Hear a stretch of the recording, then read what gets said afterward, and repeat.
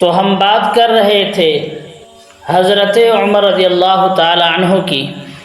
حضرت عمر رضی اللہ تعالی عنہ کا ایک بڑا مقام ہے۔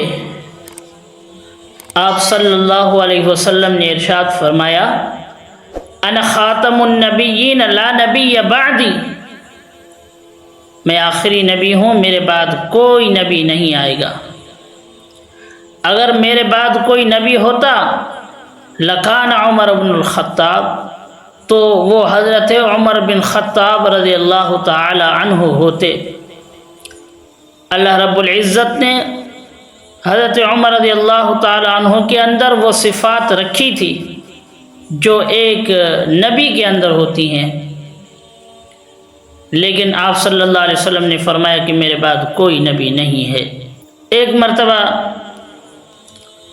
آپ صلی اللہ علیہ وسلم نے فرمایا کہ جس نے عمر سے محبت کی اس نے مجھ سے محبت کی، جس نے عمر سے بغض رکھا اس نے مجھ سے بغض رکھا۔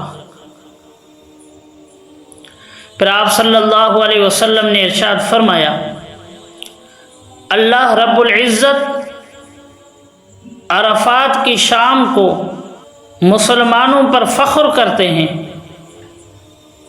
عام طور پر فخر کرتے ہیں مسلمانوں پر، لیکن حضرت عمر رضی اللہ تعالی عنہ کے اوپر اللہ رب العزت خاص طور پر فخر کرتے ہیں۔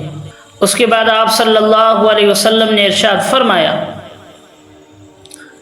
کہ اللہ رب العزت نے جو بھی نبی بھیجا اس کی امت کے اندر ایک محدث ضرور ہوتا ہے، اور میری امت کے اندر جو محدث ہیں وہ عمر ہوں گے۔ تو صحابہ نے عرض کیا، یا رسول اللہ صلی اللہ علیہ وسلم محدث کون ہوتا ہے؟ آپ صلی اللہ علیہ وسلم نے ارشاد فرمایا، محدث وہ ہوتا ہے جس کی زبان پر فرشتے بات کرتے ہیں۔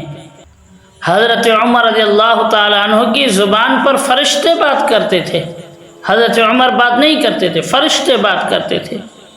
اللہ رب العزت نے حضرت عمر رضی اللہ تعالی عنہ کو ایک علمی مقام بھی عطا فرمایا تھا، زہد بھی عطا فرمایا تھا، تقوی بھی عطا فرمایا تھا، لیکن علمی مقام اللہ رب العزت نے جو حضرت عمر رضی اللہ تعالی عنہ کو عطا فرمایا اس کی کیا بات۔ ایک مرتبہ ایک یہودی آیا، حضرت عمر رضی اللہ تعالی عنہ سے سوال کیا، وَجَنَّةٍ عَرْضُهَا السَّمَاوَاتُ وَالْأَرْضُ، کہ جنت کی جو چوڑائی ہے وہ آسمان اور زمین کے برابر ہے۔ حضرت عمر رضی اللہ تعالیٰ نے فرمایا ہاں۔ تو اس نے کہا کہ جب جنت اتنی ہے تو جہنم کہاں ہوگی؟ حضرت عمر رضی اللہ تعالیٰ عنہ جو محمد رسول اللہ صلی اللہ علیہ وسلم کے صحابہ بیٹھے ہوئے تھے، آپ نے فرمایا کہ اسے جواب دیں، لیکن کسی نے جواب نہیں دیا۔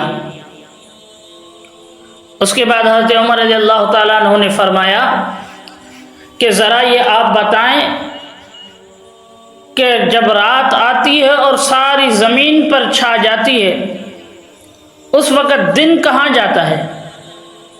تو اس یہودی نے کہا کہ جہاں اللہ چاہتا ہے۔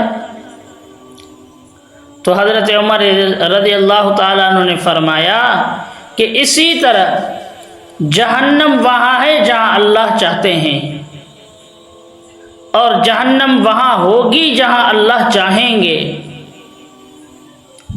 اس پر یہودی نے کہا، قسم ہے مجھے اس ذات کی جس کے قبضے میں میری جان ہے، اللہ رب العزت کے نازل کردہ کتاب توریت کے اندر بھی یہی بات لکھی ہے جو آپ نے کہی ہے۔